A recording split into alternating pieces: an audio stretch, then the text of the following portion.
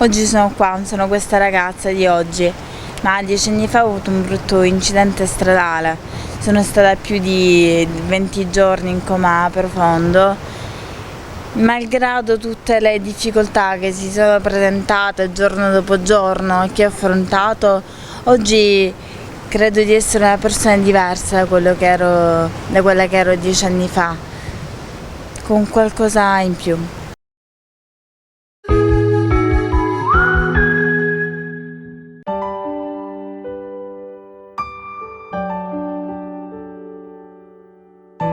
Martina è stata in coma per 28 giorni a causa di un incidente stradale. Il bilancio è stato di un morto e 2 feriti. 4 giugno 2009, tutto si è fermato, è come se non ricordassi più nulla dal momento dell'impatto. 10 anni fa ho avuto un brutto incidente stradale, eravamo in macchina con 3 amici e stavamo andando alla festa di compleanno. L'alta velocità ci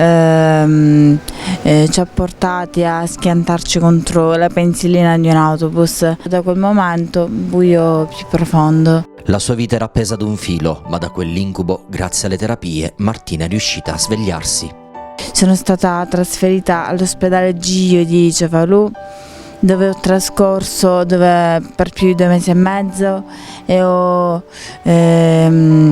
fatto tutto un percorso riabilitativo.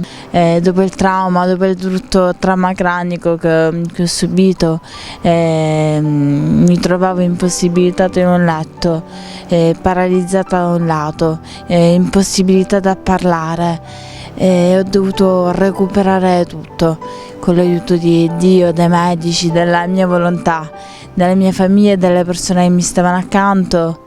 Ho ritrovato una nuova me stessa, ritrovavo la me attiva, viva di sempre, ferma, dove assistevo come da spettatore muto alla vita, muto e immobile. Io non sono questa, io tornerò quella che ero e tornerò meglio di prima, dicevo.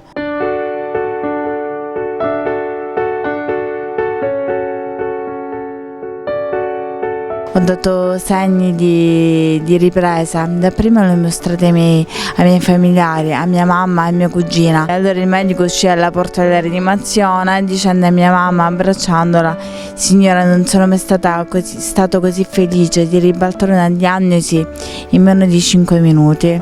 Martina c'è, è presente. A 10 anni dalla tragedia, Martina è stata assunta dallo stesso ospedale che l'ha aiutata a sopravvivere. Oggi lavoro lì, nell'ospedale in cui 10 anni fa sono stata ricoverata. Il mio più grande desiderio era tornare a rimettere piedi in quel luogo dal quale sono uscita come paziente, ritornarci e rientrarci in altre vesti, in vesti di lavoro. Il risveglio le ha consentito di realizzare il suo sogno. I colleghi del reparto sono orgogliosi di Martina. Ogni giorno rivivo un'emozione diversa.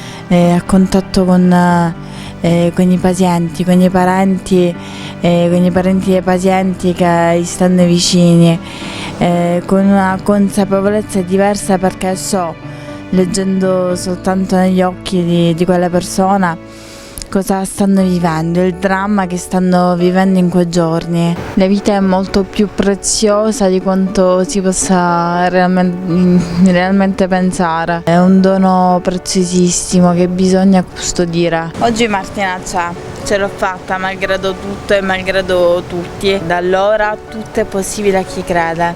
È stata la frase della mia vita che mi ha aiutato e mi aiuta ancora oggi ad affrontare tutte le difficoltà.